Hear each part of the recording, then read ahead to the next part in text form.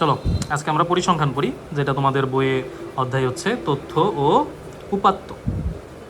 এখন তথ্য উপাত্ত জিনিসটা কি তোমার প্রথমেই জানতে হবে, তথ্য কি বা উপাত্ত কি, এরপর তুমি পরিসংখ্যান নিজেই বুঝতে পারবা। উপাত্ত জিনিসটা হচ্ছে, ধরো তোমার বাবা তোমাকে জিজ্ঞেস করলো আজকে যে তোর সিটি পরীক্ষা হইলো, তুই কত নম্বর পাইলি? তুমি কি বললা যে আমি 20 নম্বরে পরীক্ষা দিছিলাম, আমি 18 পাইছি। হ্যাঁ, তার প্রশ্ন এখানে শেষ হয় নাই। সে বলতেছে আচ্ছা তোর ক্লাসে যে ফার্স্ট গার্ল ছিল বা ফার্স্ট বয় ছিল সে কত পাইলো? বললো যে না, সে ওইবার 20 পায় নাই, সে 19 পাইছে। ভালো কথা। আবার জিজ্ঞেস করলো আচ্ছা তাহলে সবচেয়ে কম নাম্বার কে পাইলো? তুমি একজনের নাম বলে বললা কি ও 5 পাইস। এটা তো খুবই খারাপ নাম্বার আছে, ঠিক আছে। আরও 2-4 জনের নাম্বার তোমার কাছ থেকে জিজ্ঞেস করলো, তুমি বললা এরকম যে তোমার মতো আরেকটা ফ্রেন্ডও 18 পাইছে। এখন এই যে তুমি 5টা নম্বর বললা, এই 5টা নম্বরের এক একটা হচ্ছে এক একটা উপাত্ত। এই উপাত্তগুলো দিয়ে তুমি কি করলা, তোমার বাবাকে একটা তথ্য দিলা। কি তথ্য? তোমার ক্লাসের গণিতের প্রাপ্ত নম্বরটা কয়েকজন স্টুডেন্টের, 5 জন স্টুডেন্টের তুমি দিছো, 5 জন ছাত্রের গণিতে প্রাপ্ত নম্বর দিছো। অর্থাৎ সম্পূর্ণ জিনিসটা হচ্ছে একটা তথ্য, আর এক একটি রাশি বা সংখ্যাসূচক এই উপাত্তগুলোই হচ্ছে তোমার উপাত্ত, পরিসংখ্যানের উপাত্ত। ঠিক আছে, এখন তুমি উপাত্ত বুঝলা বিষয়টা। এটা ধরো তোমার নম্বর হইতে পারে, তোমার ওজন হইতে পারে, বিভিন্ন জিনিস হইতে পারে। এখন আমরা জানি উপাত্ত হচ্ছে আবার 2 ধরনের।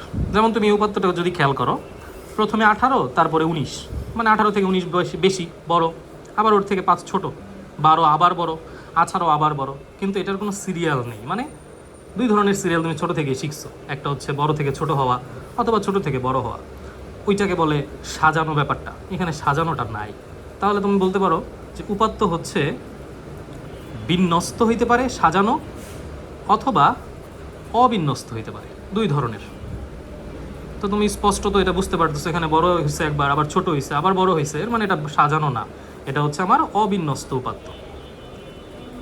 এই অবিন্যস্ত উপাত্তকে তুমি বিন্যস্ত করতে পারো 2 ভাবে। 2 ভাবে না, আসলে 3 ভাবে করতে পারো। আমরা এখানে প্রথমত 2 ভাবে দেখি লিখে। একটা হচ্ছে তুমি মানের ঊর্ধ্বক্রমে সাজাতে পারো, মানের ঊর্ধ্বক্রমে, অর্থাৎ ছোট থেকে বড়র দিকে যাবা, অথবা মানের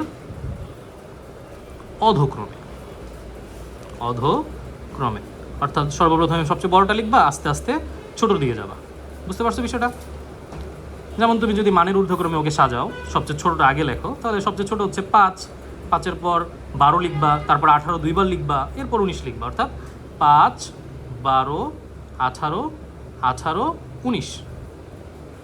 সেম উপাত্তটাই তুমি যদি অধক্রমে সাজাও, তুমি সর্বোচ্চটা 19 আগে লিখবা, এরপর 18 লিখবা, এরপর আবার 18, তারপর 12, শেষে 5।